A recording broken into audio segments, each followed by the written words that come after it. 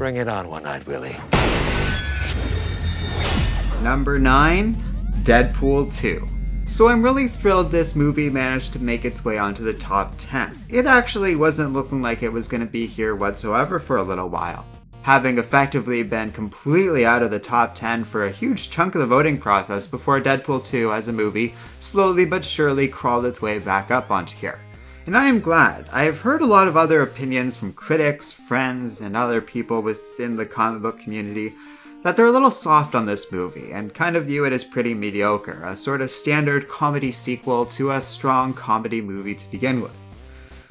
To be honest, I can't imagine disagreeing with that sentiment more. Everything about Deadpool 2 I like far more than Deadpool 1, and I did enjoy Deadpool 1 to begin with. I thought it was a good take on the character and overall did a pretty good job adapting the character, especially compared to what we had gotten before out of Ryan Reynolds' Deadpool in the X-Men Origins Wolverine movie.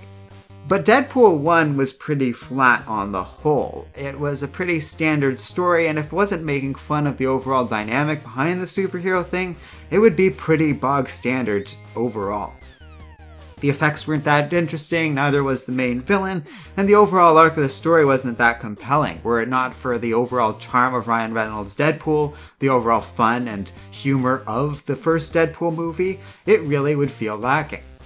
I feel that's really changed with Deadpool 2. Not only do they really get into Wade's character a lot more, and if you ask me, in better ways, they amp up the stakes. Things look and feel much bigger and better with bigger effects and much stronger set pieces with more dynamic action to them and unique sequences on the whole that really stand out from even the more serious action-oriented comic book movies. I also really think they nailed Wade's character. This scene in particular really stood out for me and instantly sold me on the movie when I first watched it.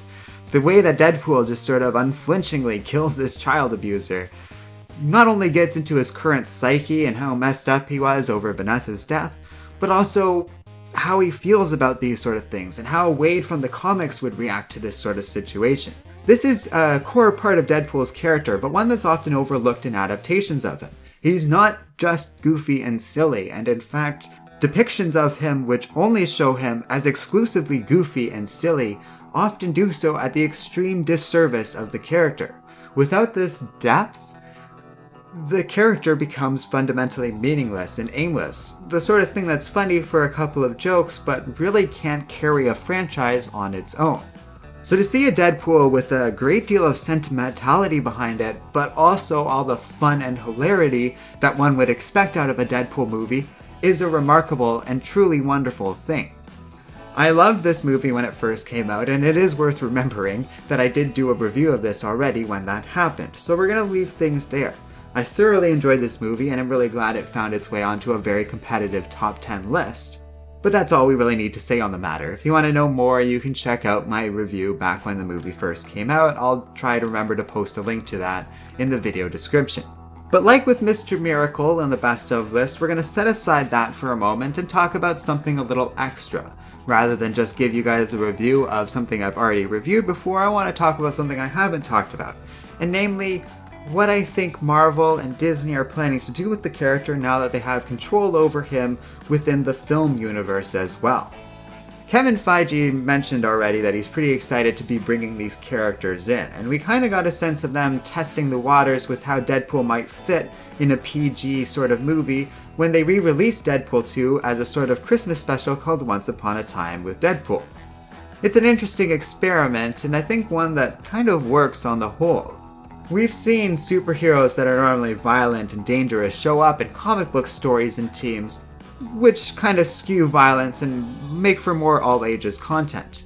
The biggest example of that I can think of is Wolverine and his role in the new Avengers series back when Brian Michael Bendis sort of reimagined the team in the early 2000s. There, Wolverine was still his violent usual self, but kind of reached an agreement with Captain America not to be overtly killing people left and right while he was an Avenger, and it sort of worked and made everything fit. I think given the nature of PG and the standards behind it, it wouldn't be too hard to have a Deadpool feel like Deadpool in a PG setting, especially with a larger team where he's not carrying the story in and of itself.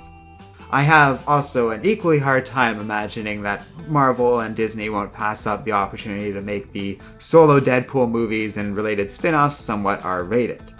We'll see how all of this goes and where things go from here, but I suspect that following the Avengers Endgame movie is going to be really focused on merging the X-Men and Marvel universes, probably through some sort of mechanism such as Secret Wars, in order to tell that story. Before all of this had happened, before the merger between Disney and Fox was announced, before Disney's acquisition of Fox properties was announced, Kevin mentioned that he was intending to have things wind down a little bit after the second Avengers sequel. He wanted to focus more on individual stories and not have these big, overarching things. A wise instinct, given that he isn't going to be able to top the overall epic nature of Thanos and Avengers Infinity War and Endgame. I think that's changed though. He hasn't echoed that statement since the announcement of the X-Men coming on board, because the X-Men could actually add to the epicness and require him to build things up in a different way than I think he was originally intending. That's why I was dropping the Secret Wars thing. It's a big event. If anything, it might dwarf Infinity War in terms of size and scale and what it means for the MCU, but that was never his original intention. Still, it's going to be a cool thing, and though I've talked about before the concerns of Disney owning more and more of the market share, we just talked about how they're basically starting their own streaming service and box Netflix out of a lot of their older shows, it seems like. But it is worth talking about this one narrow aspect of this Disney acquisition that is really cool for comic book fans. Yes, those concerns about Disney growing in power are valid and real, and I've talked about that already a lot. But it is worth remarking how fun it's going to be to have the potential of Wolverine squaring off against the Hulk finally, or Deadpool getting to meet and potentially eventually even working towards joining the Avengers like he has tried to for many a year in the comic books. All of that sounds very cool to me and could make for some very compelling storytelling.